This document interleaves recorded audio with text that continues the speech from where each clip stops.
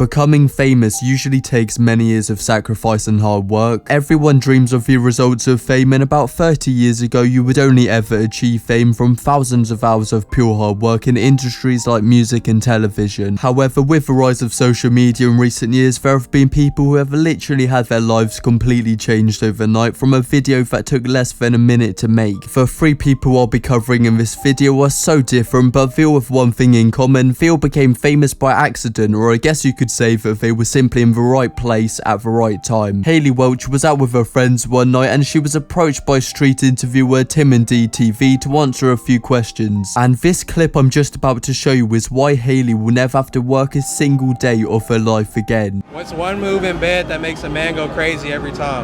You gotta give him that hawk and spit on that thing, you get me?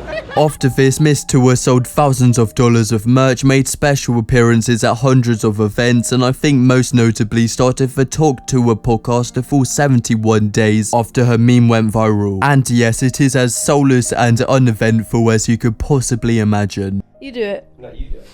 Hot to. You gotta put like an emphasis on it, like to. You know, like really.